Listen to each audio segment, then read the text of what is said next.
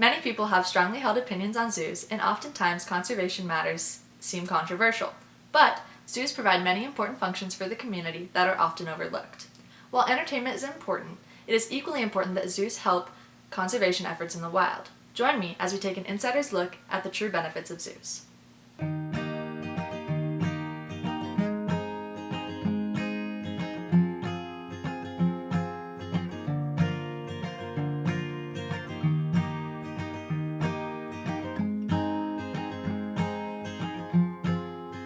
So our zoo is partnered with a lot of NGOs and nonprofit organizations, and one of the people that the zoo works with is a research facility out in southern Chile where the Humboldt penguins live, and we send keepers down every summer and they work on the ground and they are involved with Humboldt penguin conservation, and the penguins that are unable to be released back into the wild from the facility are brought here where they live in captivity. So contrary to popular belief, animals are not being taken out of the wild and brought into zoos. A lot of the animals that live here are being rehabilitated or are unable to live in the wild because of health reasons. So in that way, zoos help animals because in the wild they would have died or they wouldn't have had a nice quality of life, and then here they're very well cared for. I think a lot of people, including myself, used to have this conception that zoos were taking animals out of the wild or upsetting the natural order of things. And since coming to the zoo, I've learned that a lot of animals have actually been rescued by the zoo. There's a lot of animals like our polar bear who were in bad situations in other zoos, or they didn't have the proper care that they deserved, and the Kansas City Zoo is giving them the space that they need and giving them the well-being that they deserve. Berlin, our polar bear, is 28 years old this year, and in the wild, polar bears live to about 20, maybe 25 years, and even in captivity, it's very rare for them to exceed 25 years of age.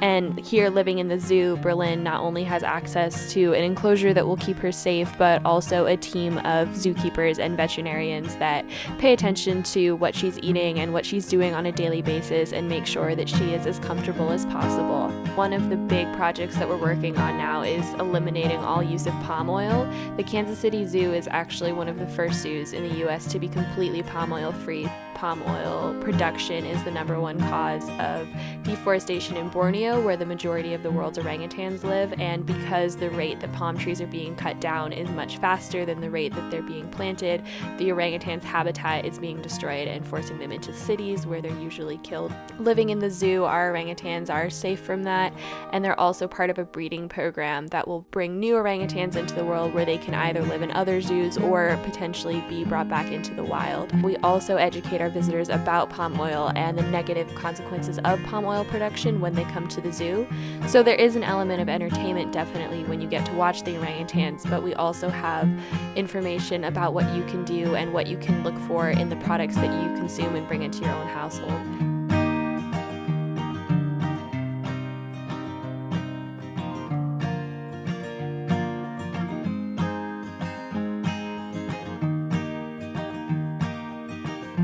The Kansas City Zoo is accredited by the American Association of Zoos, and there's very tight standards nowadays regulating how big enclosures have to be, how much interactive material has to be in the enclosures for the animals. And so as you can see here, there's plenty of space for the penguins to play and climb around on, and the keepers that work in the exhibits with the animals are very dedicated to making sure that the enclosures stay clean and interesting for the animals to live in.